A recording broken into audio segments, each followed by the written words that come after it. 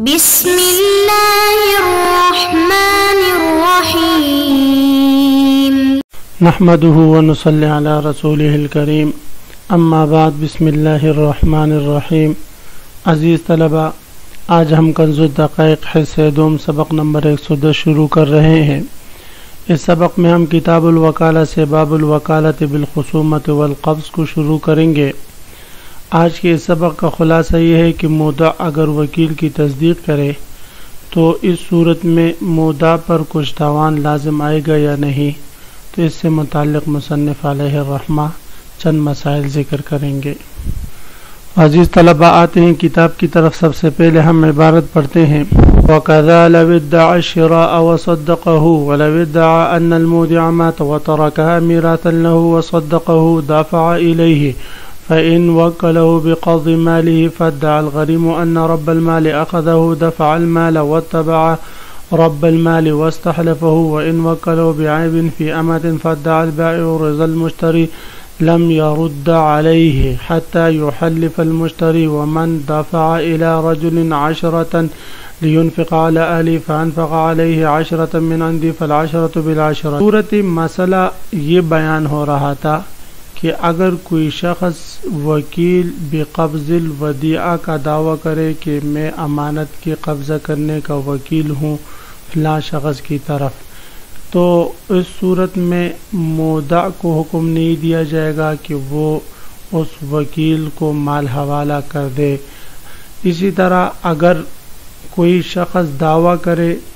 شراء کا کہ میں فلاں شخص کی طرف سے وکیل ہوں اور کہ میں اس کی یہ چیز خرید لوں، اور مودع جو ہے اس کی تصدیق کر لے، تو مودع کو حکم نہیں دیا جائے گا کہ وہ مال ودیعت اس پر بیچ دے یا اس کے حوالہ کر دے۔ وَكَذَا لَوِ ادَّعَى، اسی طرح اگر دعویٰ کر لی وکیل نے الشراء خریدنے کا، خریداری کا، وصدقہ اور مودع اس کی تصدیق بھی کر لے کہ اس نے میرے مودع سے یہ چیز خرید لی ہے، تب بھی قاضی اس مودع کو حکم نہیں کرے گا کہ یہ اس کے حوالہ کرے، اس لیے کہ یہ اقرار علی الغیب اور اقرار علی الغائب یہ درست نہیں۔ وَلَوِ ادَّعَى أَنَّ الْمُودِعَ مَاتَ وَتَرَكَهَا مِيرَاثًا لَهُ، ہاں اگر کوئی شخص دعویٰ کر لے کہ مودع فوت ہو چکا، اب دنیا میں نہیں رہا، وَتَرَكَهَا مِيرَاثًا لَهُ اور اس نے اپنی یہ مال ودیعت میرے لیے میراث چھوڑ دی ہے، اور مودع بھی اس کی تصدیق کر لے اور اس بات کی بھی تصدیق کر لے کہ اس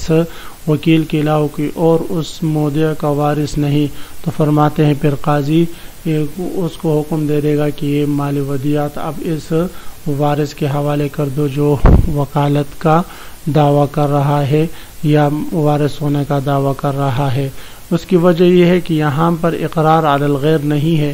بلکہ یہ خود اپنے حق میں اقرار کر رہا ہے اور اس کے فوت ہونے کا دعویٰ کرتا ہے۔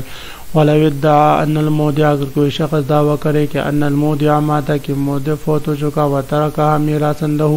اور اس نے یہ مال ودیعت اس کے لیے میراث چھوڑ دی ہے، وَصَدَّقَهُ اور مودع اس کی تصدیق کر لے، دفع إِلَيْهِ تو مودع وہ مال ودیعت اس کے حوالہ کر دے، فَإِن وَكَّلَهُ بِقَبْضِ مَالِهِ فَادَّعَى الْغَرِيمُ۔ صورت مسئلہ اس عبارت میں یہ بیان ہو رہا ہے کہ اگر کوئی شخص جا کر کسی قرض خواہ کو کہتا ہے کہ میں فلاں شخص کی طرف سے وکیل ہوں اور اس کے مال قبضہ کرنے کے لیے آیا ہوں، قرض خواہ دعویٰ کرے بھئی کہ اس کا مال تو میں اس کے حوالہ کر چکا ہوں، تو فرماتے ہیں اس صورت میں اگر قرض خواہ اپنا دعویٰ بینہ سے ثابت کرتا ہے تو فبہا، اگر بینہ سے ثابت نہیں کر سکتا تو قرض خواہ کو پھر اس وکیل کو مال دینا ہوگا۔ وجہ یہ ہے کہ قرض خواہ نے یہ بات کہہ کر کہ ان رب المال اخذہ کہ رب المال اس کا مال اپنا مال لے چکا ہے، اس بات کی تصدیق کر لی کہ واقعتاً آپ اس کی طرف سے وکیل ہے، تو اس کی یہ بات اس کی وکالت کی تصدیق کو مستلزم ہے۔ اب اگر یہ اپنا دعویٰ ثابت کرتے بینہ سے تو ٹھیک، اگر بینہ سے ثابت نہیں کر سکتا تو اس وکیل کو پھر مال دینا ہوگا اس نے۔ تو فرماتے فَإِن وَكَّلَهُ بِقَبْضِ مَالِهِ، پس اگر کوئی شخص وکیل بنائیں اپنے مال کے قبضہ کرنے کا، فَادَّعَى الْغَرِيمُ پس اگر قرض خواہ دعویٰ کرے ان رب المال اخذہ کہ رب المال اس کا مال لے چکا ہے، اپنا مال لے چکا ہے، دفع المال تو یہ قرض خواہ اس کو مال دے گا، واتبع رب المال اور مال دینے کے بعد پھر وہ رب المال کا پیچھا کرے، واستحلفہ اگر وہ انکار کرے تو اس کو قسم دلوائے، اور قسم دلوا کر اپنا مال جو ہے یا چھوڑ دے، یا جو ہے اگر وہ قسم کھا لے تو پھر چھوڑنا پڑے گا، اگر قسم نہیں کھاتا قسم سے انکار کرتا ہے تو پھر اپنا مال اس سے لے لے گا۔ تو واتبع رب المال یعنی قرض خواہ رب المال کا دائن کا پیچھا کرے، واستحلف اور اس کو قسم دے اگر وہ انکار کرتا ہے۔ وَإِنْ وَكَّلَهُ بِعَيْبٍ فِي أَمَةٍ فَادَّعَ الْبَائِعُ رِضَى الْمُشْتَرِي لَمْ يَرُدَّ عَلَيْهِ۔ یہ بھی اس گزشتہ مسئلے سے ملتا جلتا مسئلہ ہے۔ صورت اس مسئلے کی یہ ہے کہ اگر کوئی شخص وکیل بنا دے، مثلا زید نے عامر سے بکری خریدی تھی یا گاڑی خریدی تھی اور اس میں کوئی عیب نکلا، پھر زید نے بکر کو وکیل بنایا کہ جاؤ اور اس عیب کی وجہ سے یہ باندی اب عامر کو واپس کر دو، تو اگر یہ وکیل وہ عیب شدہ باندی عامر کے پاس لے کر جاتا ہے جو کہ بائع تھا، تو اور بائع کہے کہ بھئی زید نے جو مشتری ہے اس پر رضامندی ظاہر کی تھی اور اس نے کہا تھا میں ہر قسم کے عیب سے راضی ہوں اور کسی بھی عیب کی وجہ سے میں اس کو واپس نہیں کروں گا، تو فرماتے اس صورت میں کس وہ جو بائع ہے وہ یہ جو وکیل ہے یہ باندی بائع پر لوٹا سکتا ہے یا نہیں، تو فرماتے ہیں اب یہ وکیل یہ باندی بائع پر نہیں لوٹائے گا۔ وجہ یہ ہے کہ اس صورت میں اگر قاضی یہ فیصلہ سنا دے کہ بھئی وکیل آپ یہ بائع کو زید کو یہ باندی واپس کر لو، تو اس صورت میں یہ فیصلہ مستلزم ہوگا فسخ عقد کو، اور فسخ عقد کی صورت میں بعد میں پھر مشتری کو قسم وغیرہ نہیں دے سکتے امام صاحب رحمہم اللہ تعالیٰ کے ہاں، اس لیے کہ امام صاحب رحمہم اللہ تعالیٰ کے ہاں قاضی کا فیصلہ ظاہراً اور باطناً دونوں طرح نافذ ہو جاتا ہے۔ جب دونوں طرح نافذ ہو جائے گا فیصلہ تو پھر بعد میں اگر وہ ہر قسم کے عیب پر رضامند ہے دی کا اس نے اظہار کیا ہے یا نہیں، تو اس حوالے سے پھر جو ہے اس کے لیے اقرار کرنا اور اس سے قسم لینا یہ پھر مشکل ہو جائے گا۔ البتہ صاحبین کے ہاں صرف ظاہراً نافذ ہوتے باطناً نہیں، تو ان کے ہاں یہ واپس لوٹا سکتا ہے۔ گزشتہ مسئلے میں چونکہ فسخ عقد نہیں آ رہی تھی تو اس لیے فرماتے ہیں کہ وہ وکیل کو وہ دے دے گا، وکیل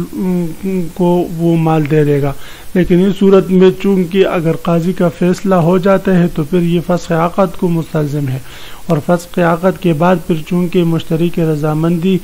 ہے یا نہیں تو مشتری کو قسم دینا مشکل ہو جائے گا، تو اس لیے فرماتے ہیں اس صورت میں وکیل جو ہے بائع پر وہ باندی نہ لوٹائے۔ وَإِنْ وَكَّلَهُ بِعَيْبٍ فِي أَمَةٍ اگر کوئی شخص کسی کو وکیل بنا دے باندی میں عیب نکلنے کی بنا پر واپسی کا، فَادَّعَ الْبَائِعُ بائع نے دعویٰ کر لیا رضا المشتری مشتری کی رضامندی پر، لم يرد علیہ تو اب یہ وکیل واپس بائع پر یہ چیز نہ لوٹائے، حتیٰ یحلف المشتری یہاں تک کہ مشتری کو قسم دلوائے۔ وَمَنْ دَفَعَ إِلَىٰ رَجُلٍ عَشْرَةً لِيُنْفِقَ عَلَىٰ أَهْلِهِ، اس عبارت میں یہ مسئلہ بیان ہو رہا ہے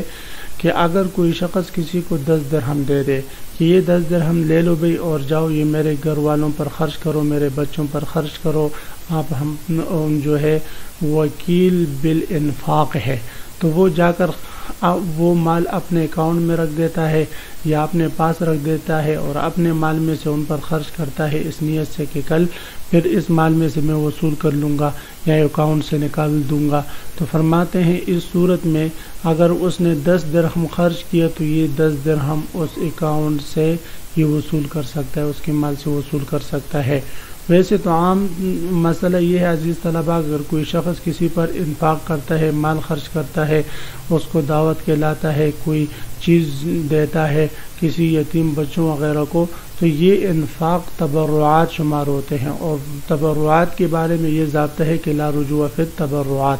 لیکن یہاں پر یہ جو انفاق کر رہا ہے، خرچ کر رہا ہے، یہ اپنی طرف سے نہیں کر رہا، بطور تبرع نہیں کر رہا، یہ تو اس نیت سے کر رہا ہے کہ کل اس کا مال میرے پاس موجود ہے، اس سے میں وصول کر لوں گا، تو یہ درست ہے۔ ومن دفع الى رجل، اگر کوئی شخص کسی کو دے دے 10 درہم لینفقها تاکہ وہ اس کو خرچ کرے علی اہل، اس کے اہل و عیال پر، فانفق علیہم پس ان پر خرچ کر لے 10 من عندی 10 درہم اپنے پاس سے، فالعشرۃ بالعشرۃ تو یہ 10 اس 10 درہم کے بدلے میں ہو جائیں گے اور اس کا یہ خرچ کرنا تبرع نہیں ہوگا۔ عزیز طلبہ، اسی مسئلے کے ساتھ باب الوکالۃ بالخصومۃ والقبض کا اختتام ہوا۔ آپ حضرات ان اسباق کو خوب غور سے سنیں، سبق سمجھنے کی کوشش کریں۔ اللہ ہم سب کا حامی و ناصر، آمین، وآخر دعوانا ان الحمد للہ رب العالمین۔